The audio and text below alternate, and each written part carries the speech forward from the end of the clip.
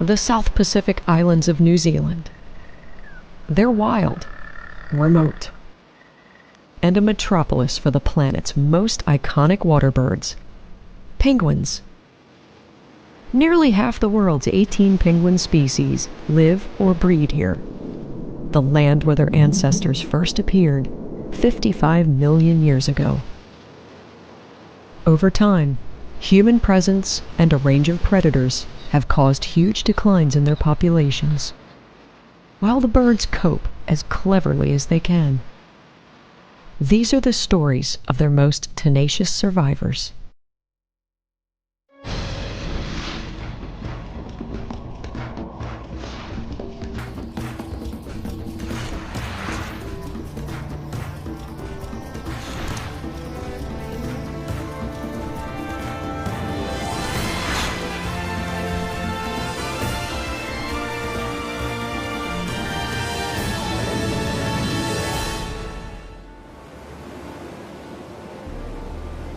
Penguins are seabirds that don't fly, though their ancestors once could.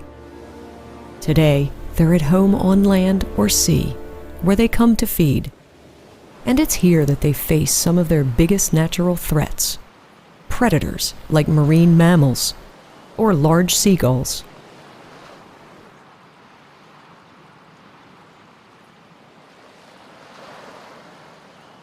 But one penguin species refuses to be victimized. From here, the rippling water looks like a sea monster on patrol.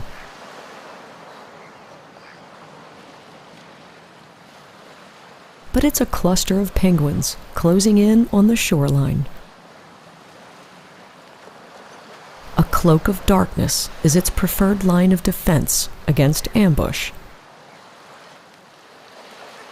These night owls are the world's tiniest, and aptly named, little penguins. They're less than a foot long and weigh only 2 pounds. But make no mistake, in the penguin world, they've got swagger. Their posture is unique, tilted instead of upright, as if they're permanently leaning into the wind. Armies of 50 or more nearly identical birds storm the beaches of New Zealand's 3 main islands nightly.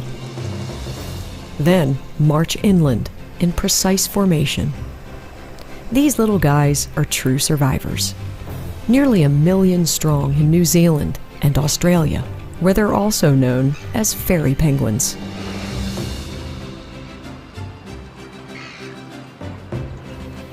The beach is where they're most vulnerable, but they've got that covered. Little penguins know there's safety in numbers, and their night moves mean fewer encounters with hungry predators.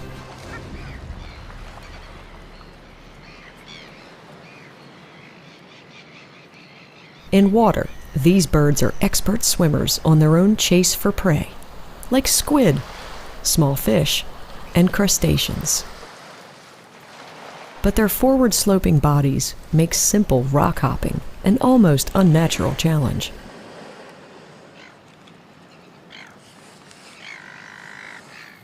On land, moving stealthily through the dark is their most sensible tactic for reaching their nests alive. Their night parade, viewed at warp speed, is a rare spectacle.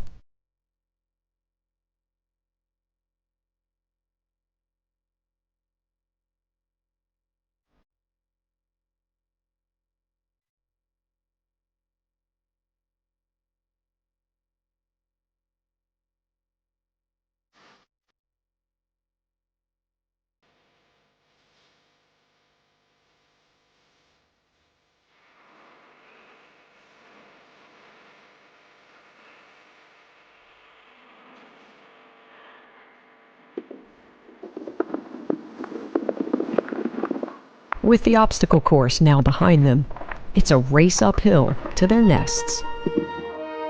Oops, no straggling.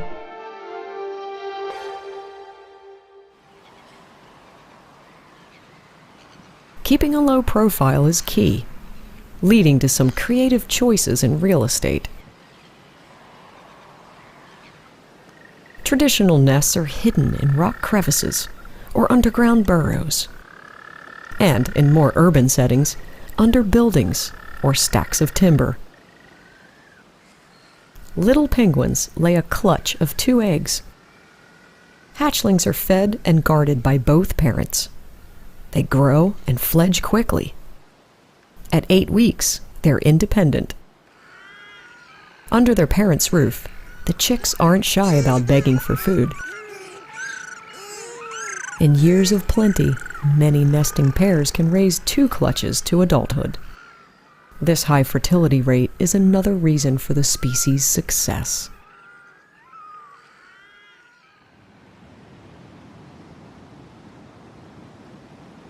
All too soon, it will be dawn. The Cinderella hour for little penguins. Once again, it's time for the group to sneak back to the shoreline before anyone notices them.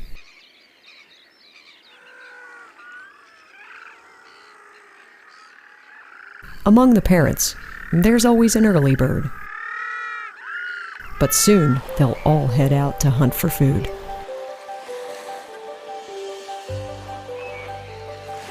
By sunrise, they'll have vanished the way they appeared.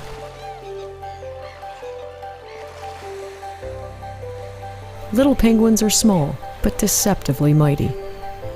Together, they outwit aggressors and defy the pressures of development with smart survival skills. In some areas, their numbers are even on the rise. Without a doubt, they're New Zealand's penguin success story.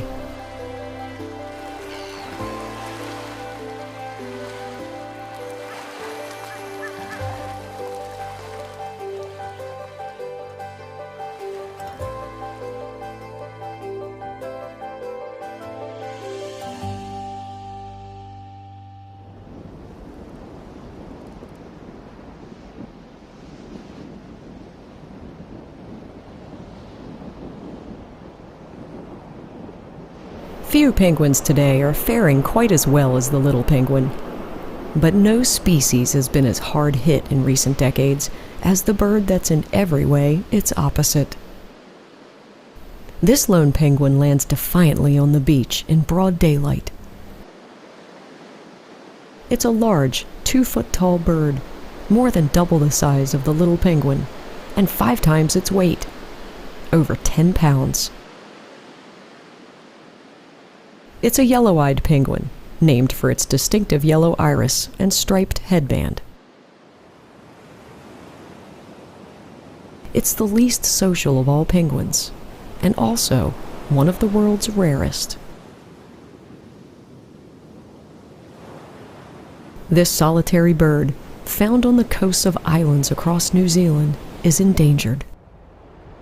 Only some 2,000 breeding pairs remain in the world. The reason? Human interference.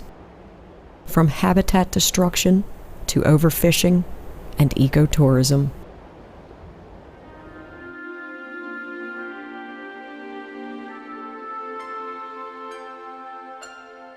Many of the forests adjacent to coastlines, where the yellow-eyed penguins used to raise their young, have been cleared for farms or pasture land.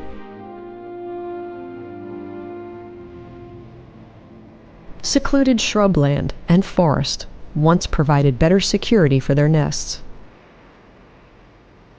Today, only sparse vegetation remains on the coastline, where they live year-round, always out of sight of their nearest yellow-eyed neighbor. Not nearly enough cover for a species with conflicting needs: privacy and easy access to opal fish and cod just offshore.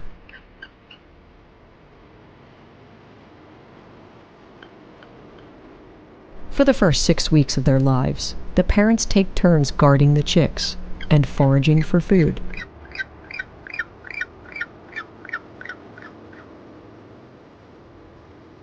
In ideal conditions, these penguins can live 20 years or longer.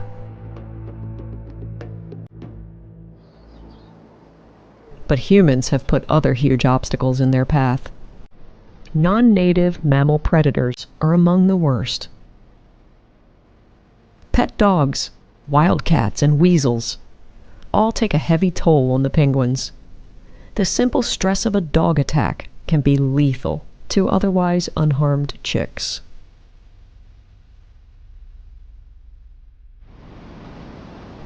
Is all hope lost for these fierce loners? The good news is they've got friends. Conservation efforts have begun to stabilize some colonies. For the yellow eye, it's far from a penguin paradise. But no matter how it looks, they're not entirely alone.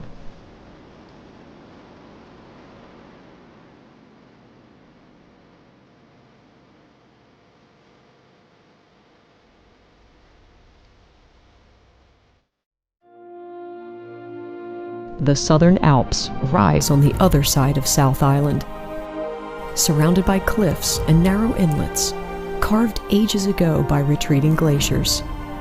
This is Fiordland, the rugged terrain where some of New Zealand's most adventurous mainland penguins breed.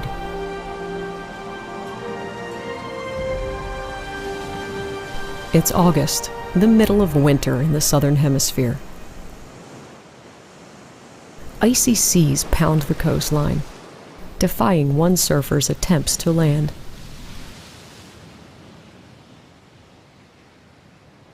He waits to catch the perfect wave to the shore.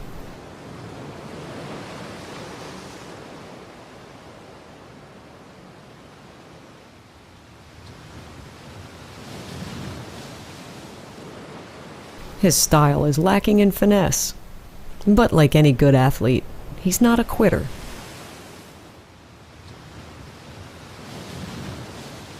And after a final thrashing, the Fiordland penguin sticks its landing.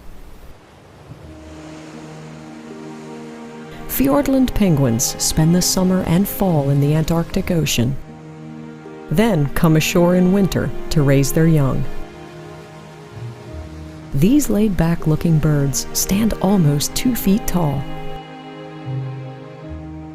Their most distinctive feature is their yellow crest, which males flaunt to show their status and attract potential mates. The more erect the crest, the higher the social standing appears to be.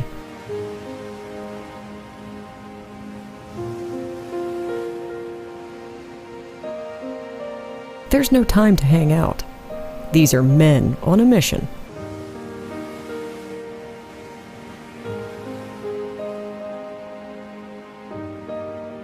Somehow, they're going to attempt what looks like the impossible for a seabird, making it up a 300-foot cliffside to the nests where their mates are waiting. Very few of the world's penguins would consider raising their young in forests so high above the sea. No sweat for the Fiordland penguins. They're born by athletes. Early in winter, the Fiordland penguins built their nests and laid their eggs. They should be hatching any time now. The males are on their way to feed the hatchlings. It'll take them more than 3 grueling hours to reach the top.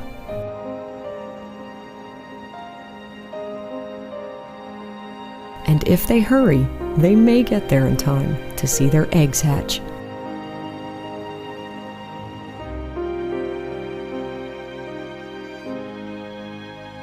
These birds are the ultimate parcours traceurs of the penguin world. Skilled at hopping, running, and obstacle jumping. At least most of the time. Even so, it's no cakewalk.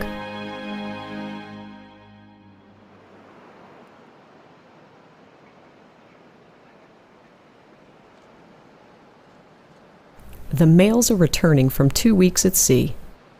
They were feeding on squid, krill, and small fish they've stored to feed their newborns after they hatch. The terrain changes as they climb higher. And as the males enter the rainforest, they face yet another challenging obstacle course that slows their progress.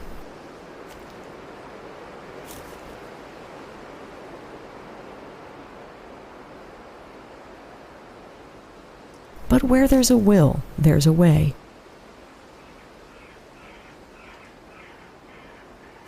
The penguins are now about halfway up the cliff. They've been climbing for more than an hour now. The rocks the birds used as stepping stones are covered with scratches. These marks suggest that many generations of Fiordland penguins have walked this remote path to their breeding grounds.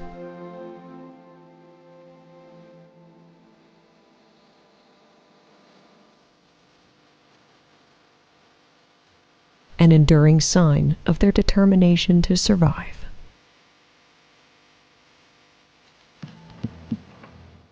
But this expedition is about to take an unusual turn. Something that might surprise the Fiordland penguins' ancestors.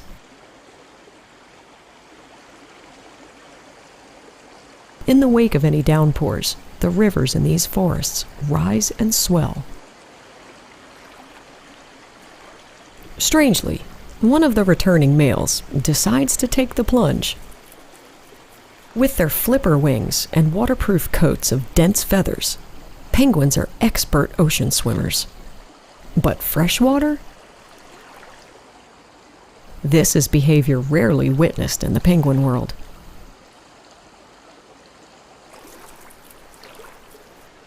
Not to be outdone, the other males follow. Experts are at a loss to explain what these penguins were up to. But for now, they've gotten their land legs back. And this shortcut upstream has saved them time and energy.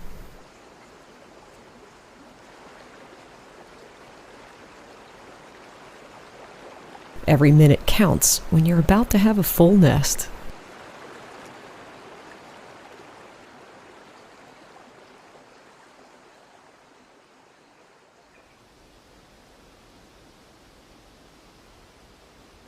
At the top of the cliff, lush forests offer ideal protection for Fiordland penguin nests. Camouflage is a critical survival skill.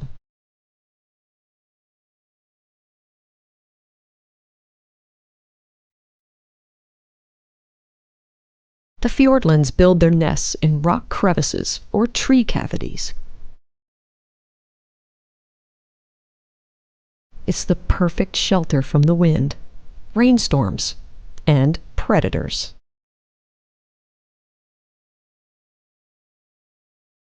Inside the nest, a female patiently incubates her clutch of eggs. There are two, one in front and one behind. This was the male's job for the first 2 weeks.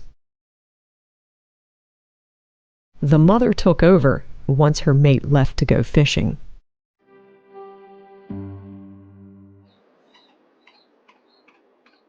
With the nest in sight, it's just one final sprint to the finish line.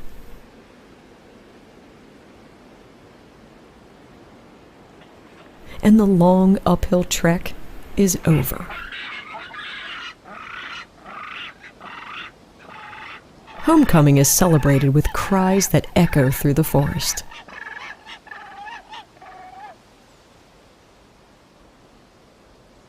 Outside of the breeding season, the pair lives independently. But Fiordland penguins are monogamous, reuniting each year at the same beach, and frequently mate for life. It's clear from the female's behavior that there's some movement in the nest. With the first crack in the egg, hatching is imminent. In fact, the chicks are already chirping as they chip away at their shells.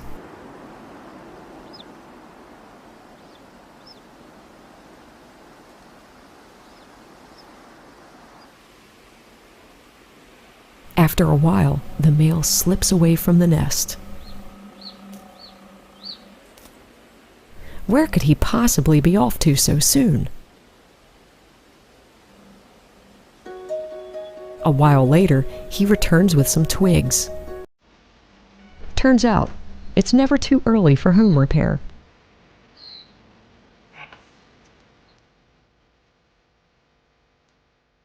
Heavy downpours are common in the forest, so nests can get soaked with rainwater.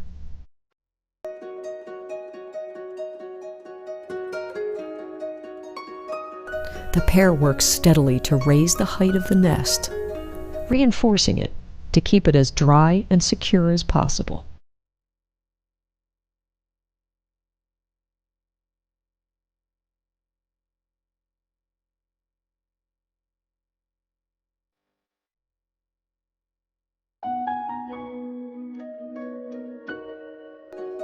Now that's good teamwork.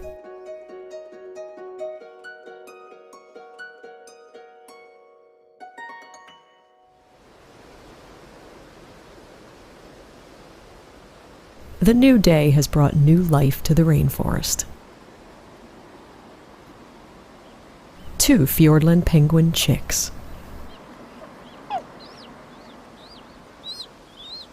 Amazingly, both hatchlings have survived. Something uncommon among this species.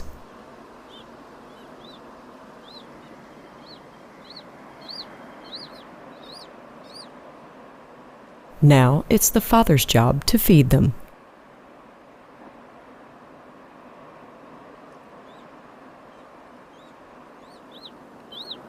He does so by regurgitating the partially digested fish he'd caught at sea directly into their mouths.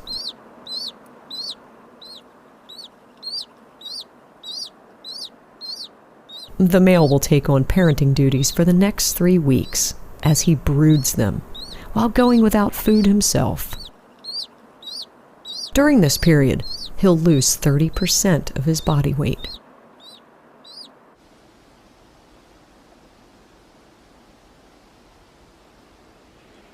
Now that the chicks have hatched, the female is free to head down to the seashore to feed herself and gather supplies for the newborns. After 2 weeks of sitting on the nest alone, she's probably ravenous.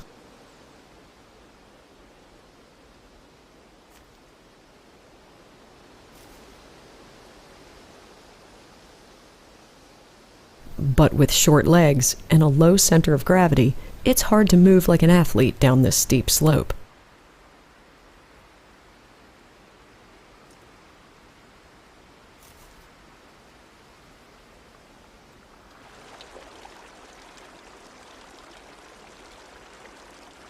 A gentle waterfall en route looks like an oasis. How could any self-respecting water bird resist?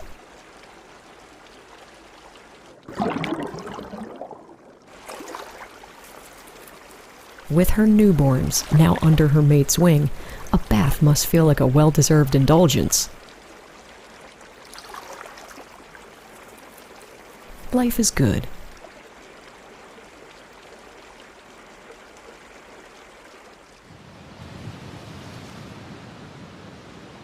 Despite their skills on land, Fiordland penguins are truly in their element down here on the open seas.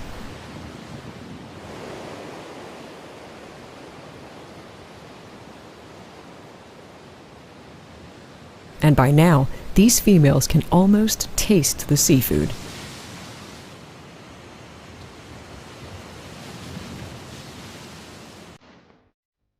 Ready, set, go for it.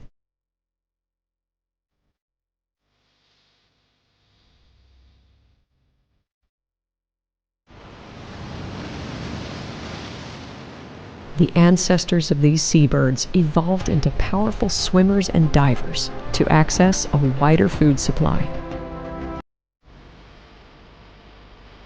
Streamlined for speed and propelled by powerful wings, they're as graceful as dolphins.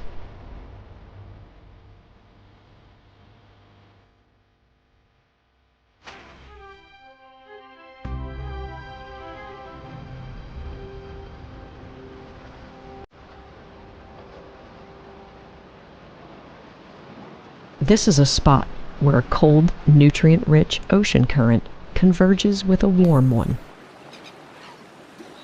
The combination results in a plankton bloom, attracting vast schools of fish to a feeding frenzy. It's just what the penguins are counting on.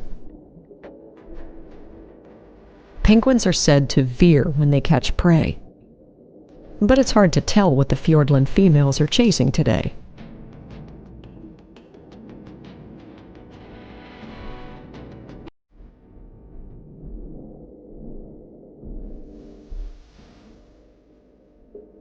These are their targets. Tiny transparent fry, only a few inches long and practically invisible.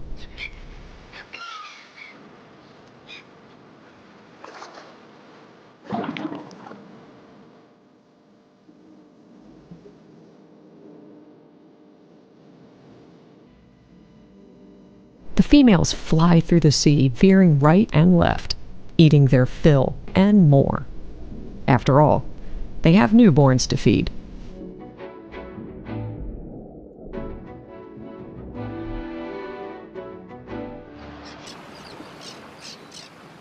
A swarm of greedy seabirds notices the hunting penguins and swoops in to take advantage of the situation.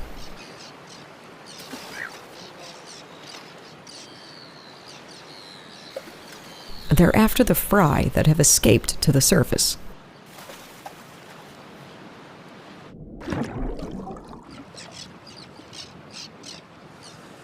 The birds can fly and dive, but not as well or as deeply as the Fiordland females. But thanks to the penguins, these are easy pickings.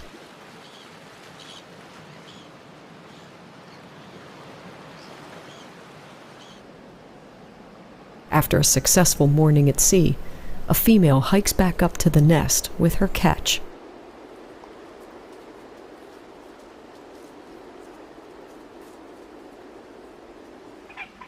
Every day she'll trek back and forth to the coast, carrying more food to her young. She relieves the male of babysitting duties, for now. The chicks are famished despite constant feeding.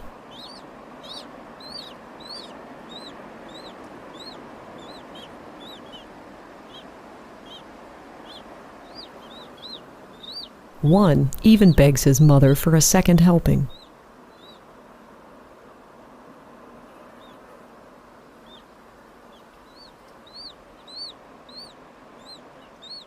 Though it's unusual at this stage of growth, both Fiordland chicks seem to be doing very well in their parents' care.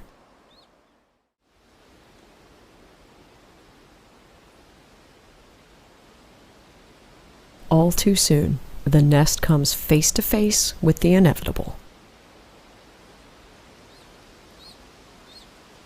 When two chicks hatch, ultimately, there's going to be trouble. A sudden fall changes everything. The chick struggles desperately, but it's too young to walk.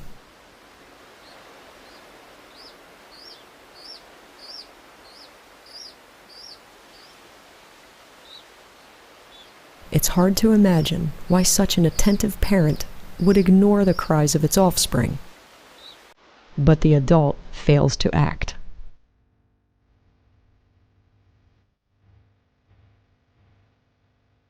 The chick is on its own. The more it tries to move, the more desperate its plight becomes.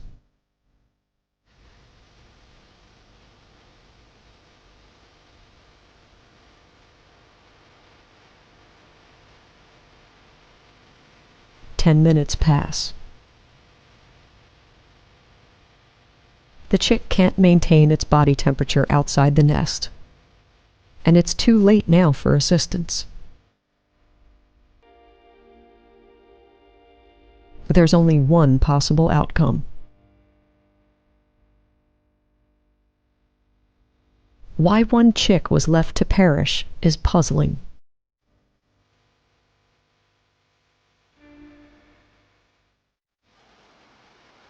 But an incident in a neighboring nest begins to shed light on the issue.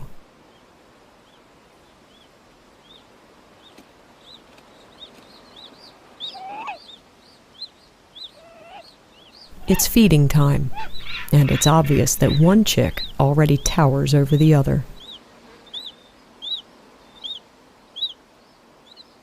While the larger chick greedily blocks its sibling, the parent rewards it with all of the food. It probably hatched first, already giving it a nutritional and size advantage in the competition for food.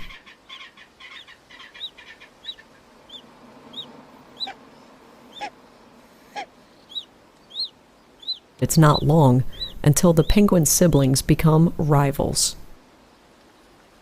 and the parents favor the stronger of the two.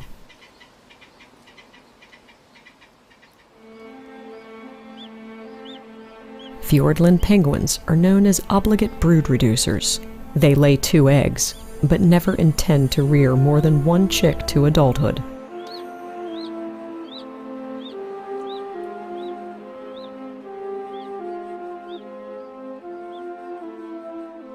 The smaller is always doomed from the start. The practice may be linked to the effort it takes to fledge both siblings, the marathon food hauls from ocean to colony, and the 2 eggs, a cruel insurance policy in case one hatchling fails to survive.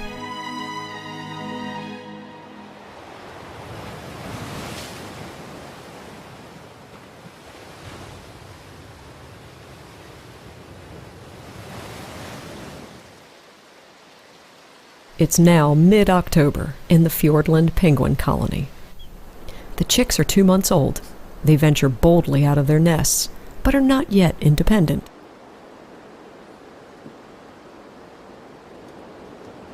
They've begun to lose their fluffy down and are almost as large as their parents. But the innocent look in their eyes shows that these youngsters aren't yet ready for life in the outside world.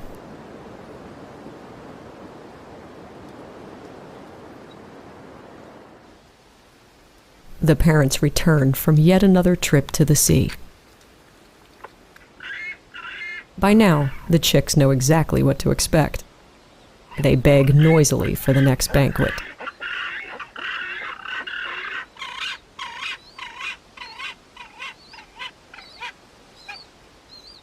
Perhaps a little lesson in table manners to set things straight before the meal begins. The dutiful parent won't let its chick go hungry for long. Though the relentless pleading would be enough to grate on any parent's nerves.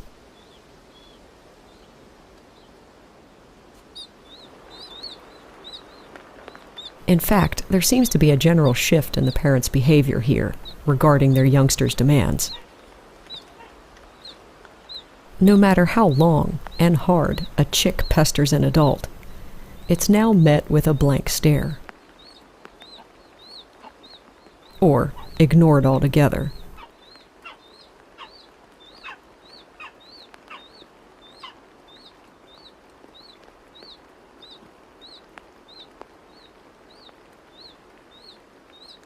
Sometimes a parent has no choice but to walk away. Meanwhile, the chick is left to contemplate this strange turn of events. Until it simply gives up and follows. Call it tough love, but this is how Fiordland penguins teach their young to practice walking. And it seems to be working.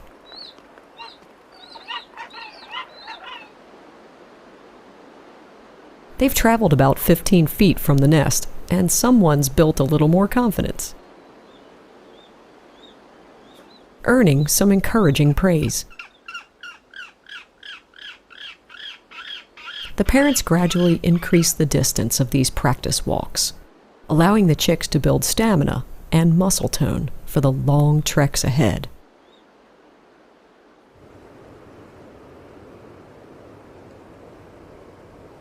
There's something else that changes in the parents' routine around this time. Both the mother and father now head out to sea together. As the colony works to satisfy the appetites of its rapidly growing brood, it's begun to feel like rush hour.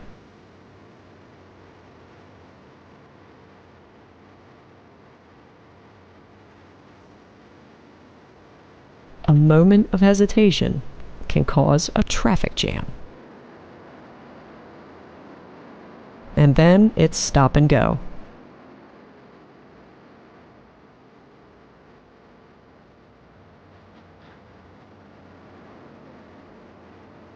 The penguin in the lead feels pressured to descend at high speed.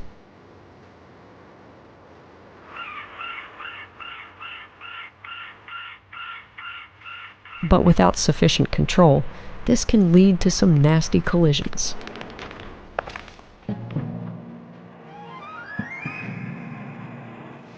Soon, the parents' race will end. Their chicks will leave the nest, and the adults will scatter to the seas across New Zealand. It's November, and the Fiordland penguin chicks are 2.5 months old.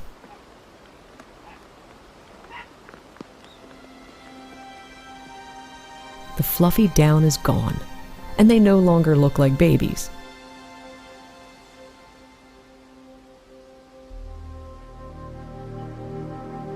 The eyebrow-like yellow crests that mark them as Fiordlands have begun to appear.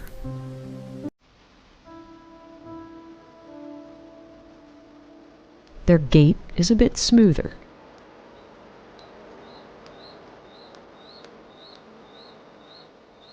And they're clearly practicing their rock climbing skills. And they still look so vulnerable.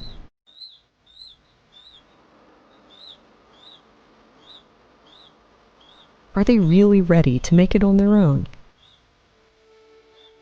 Soar through the sea like their graceful parents?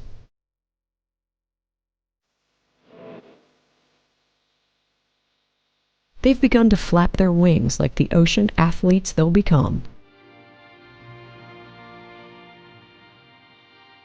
It may not be long now till they fledge and head out into the world solo. Only 2 days have passed when someone decides to make his move. A young penguin stands some 30 feet from its nest.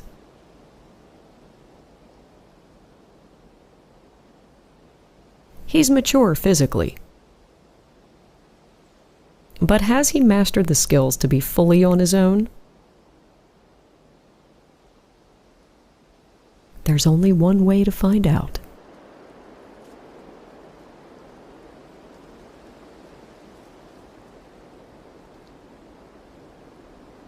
Without any previous experience in the wild, he has nothing but instinct to guide him to the sea.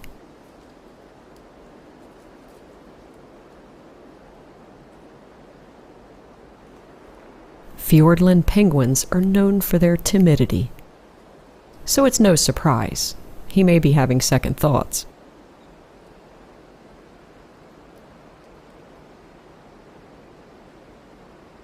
Finally, he takes the leap and cautiously sets off down the slope. But he soon discovers this journey may be harder than it looked. There are obstacles everywhere to trip you up when you least expect it. If this is how it's going to be, maybe leaving the nest isn't such a good idea after all.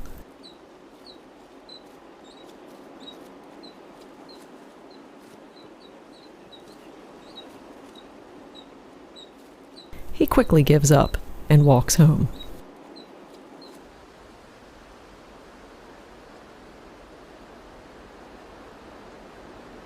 Meanwhile, these two youngsters are heading out to sea together. A high five to get things going, and they're off. They begin the long descent, undaunted by the steepness.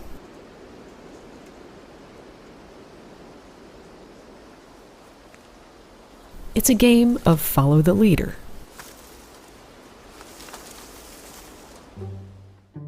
Until a sudden stop on the trail turns into a comical game of leapfrog.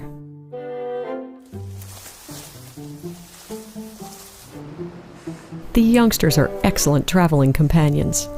One, the fearless pioneer. The other, his loyal sidekick. Soon, they'll see the world, have adventures, and at last, go fishing on their own. And what a stunning first look at their future. The penguins hardly know what to make of it. But the sea is tempting, and they waste no time heading for the waterline to check it out.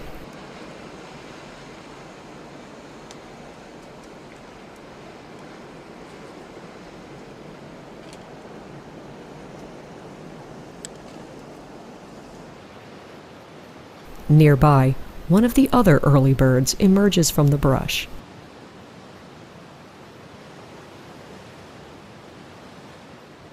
On the long march down the hillside, he's overcome all kinds of unfamiliar obstacles. But there's one more hurdle before he can get his feet wet.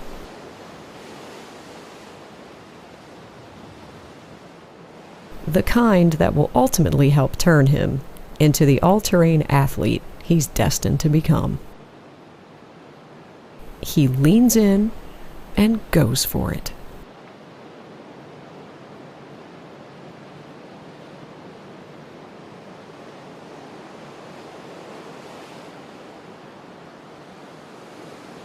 A moment to find his balance, set up for the jump, and he's down.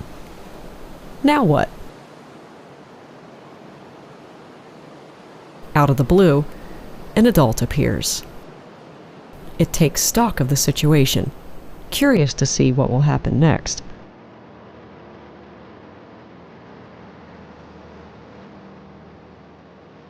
Taking pity on the youngster, it decides to provide a little guidance. Perhaps grateful for a break after his long journey, the young penguin follows closely behind.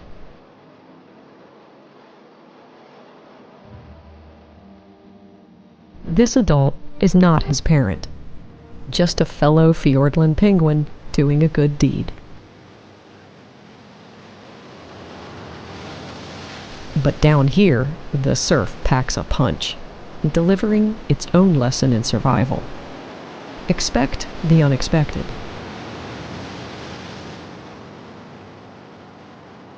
All of a sudden, the young penguin is on his own, and perhaps out of his depth.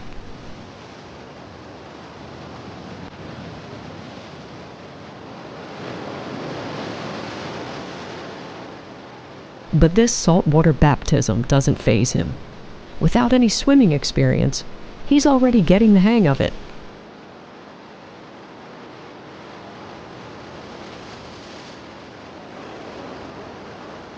One by one, the youngsters reach the water's edge.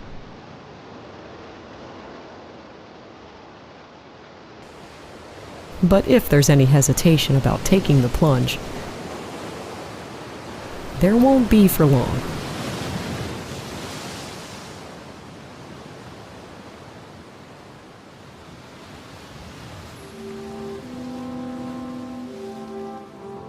The sea is a tough teacher, and propelling himself through the waves doesn't come as naturally to this bird.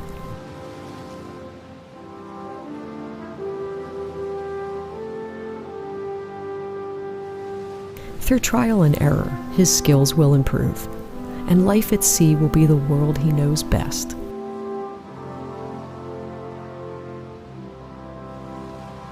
For all young penguins, including the Fiordlands, out here is where their real-life challenges will begin. Only those that can master survival in the open seas will return here 2 or 3 years from now as adults, when they'll climb to the forest to raise their own young.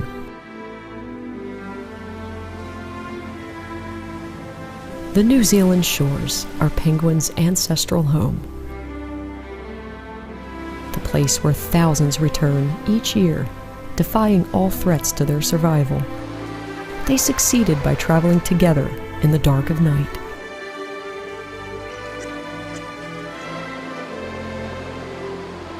Persevering in the face of dangers caused by their human neighbors, and making perilous long-distance journeys to raise their young.